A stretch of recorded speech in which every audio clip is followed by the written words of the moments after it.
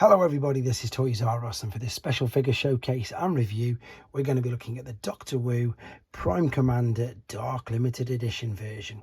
So, which you can tell is a third-party version of Nemesis Prime. So what we're going to do in this video, we're going to have a quick look at him in both of his modes, help you decide how you want to display him.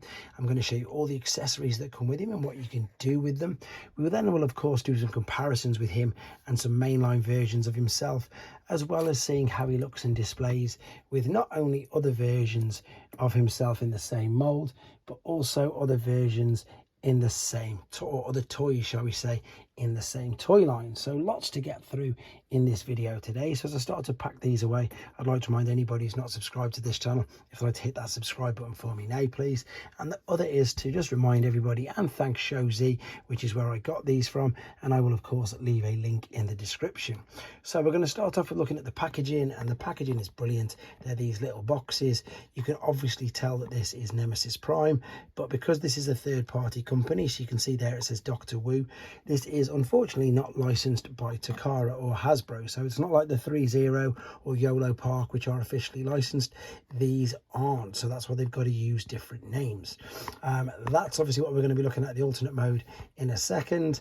And these best way I suppose to describe them are Micromaster scaled versions of our favorite figures. So they're not like the Legends figures, which are a little bit bigger. These are Micromaster size. So if we have a look at the robot, there's a load of detail on him. You know, you can even see the red eyes, you can see the red on the chest, there's shoulder swivels all the way around.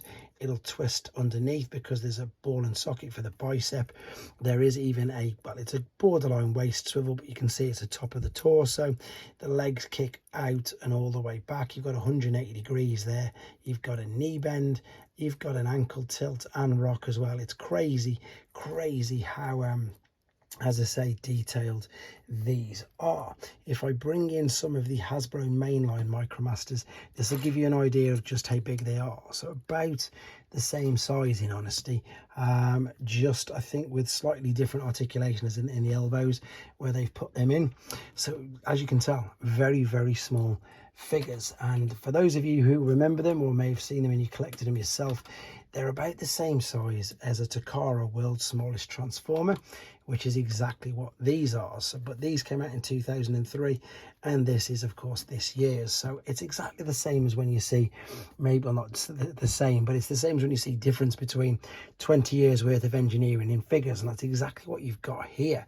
So Takara did it first with the World's Smallest Transformer line, and now we've got something better with basic upgrades 20 years later. What I do want to show you is they are very similar in size. So there's the robot. If I just very quickly transform him, exactly the same as the G1 version did as well, which is what a lot of these tended to do. And if I bring in this trailer, you can see if I put it next to the Doctor Wu one, the WST is actually a little bit bigger. The WST stands for World's Smallest Transformer, and that's of course the Takara versions. The Doctor Wu one is slightly smaller, and again it's just an upgrade. That's all it basically is. If I move the Takara one out of the way, inside the Takara, all there was oh no, that's not the Takara one, I'll show you that in a second. Inside the Takara version there's just a little roller, which, don't get me wrong,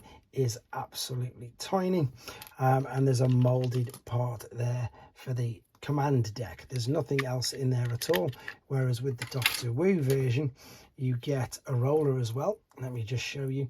I've got this one opened, so I've got this one set up as a command deck. So you've got the arms, which you always see on Optimus Prime figures, so he can stand in there into the repair bay. You've got a roller as well. So the roller's slightly bigger, but again it's got its own wheels that spin around and stuff, whereas the WST didn't. And you've also got a couple of accessories that you can put on the figure as well. So we can literally put his axe over him like so, and we can also attach the gun if you wanted to as well. This just fits over via like a C-clip, and you can then pose him up however you want to. So a good little display piece, works really well. Now I just need to move a few of the things actually because it's taking the focus away. So this of course is the official core class version of Nemesis Prime. So I want to give you an idea of just how big he is compared to him. About his waist height, to be fair.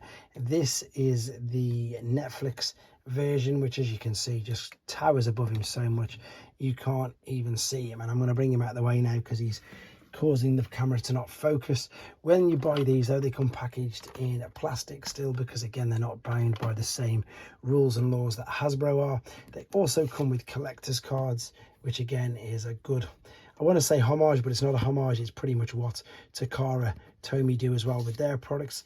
And it also comes with a set of instructions as well. You can go, it's a 17 stage transformation process for this little guy, as to which there is separate transformation processes uploaded if you want to see them. Right, there he is with the trailer.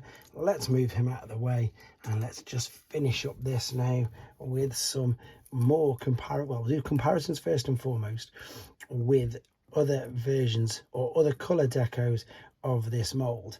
And exactly the same as Hasbro, Takara, New Age and everybody else, they use the same mold over and over, and we get versions which we would know as Shattered Glass, Standard, Nemesis and Bape, which was the Bathing Ape. I've just actually got Sound Blaster there as well, because I'm loving the black decos at the moment, to give you an idea again of how small they are compared to them.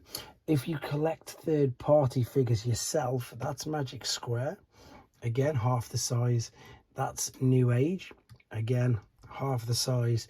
And Iron Factory is, depending on which version you get, again you're looking at these as being about half the size of either one of them as well.